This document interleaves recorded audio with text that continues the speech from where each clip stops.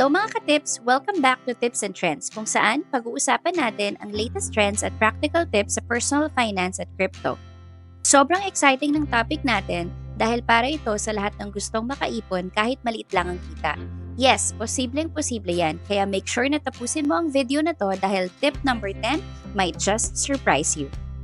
Alam mo ba na kahit minimum wage earner ka or irregular ang kita mo, may paraan para makaipon?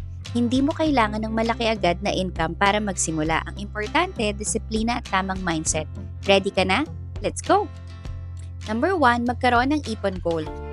Bakit ka ba nag-iipon? Para sa emergency fund, pambili ng gadget, o para sa future mo?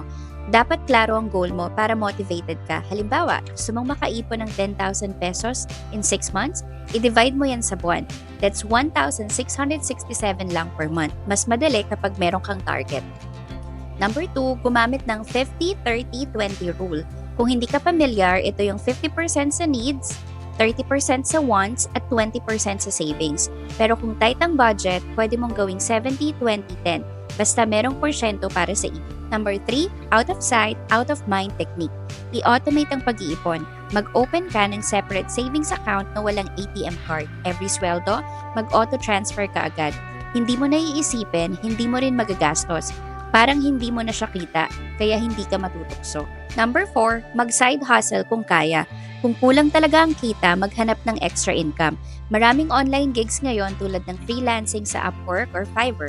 O kahit pagbebenta sa Facebook Marketplace, marami sa mga Pinoy ang kumikita na sa pagla-live selling kahit gabi lang after work.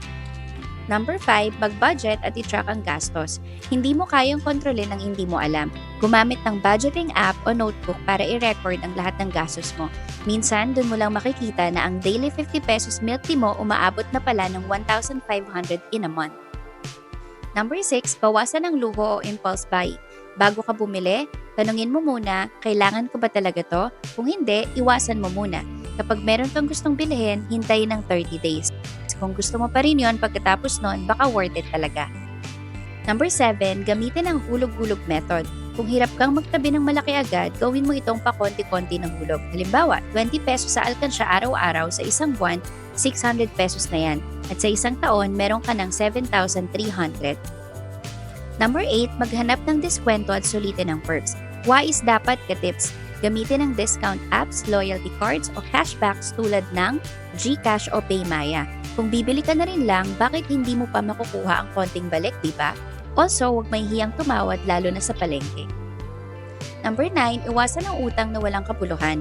May mga utang na okay kung pag-investment o emergency, pero kung utang lang para sa bagong sapatos na hindi mo naman kailangan, huwag na ka-tips. Ang utang na walang plano sa pagbabayad, magiging pabigat lang sa finances mo.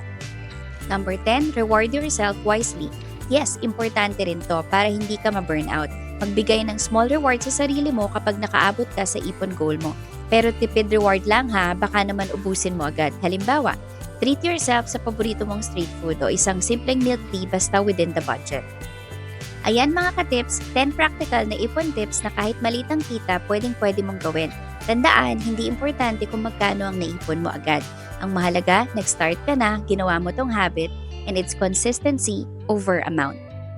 Kung nagustuhan mo ang video na to, don't forget to like, subscribe, at i-click ang notification bell para lagi kang updated sa mga bagong tips namin. See you on the next video!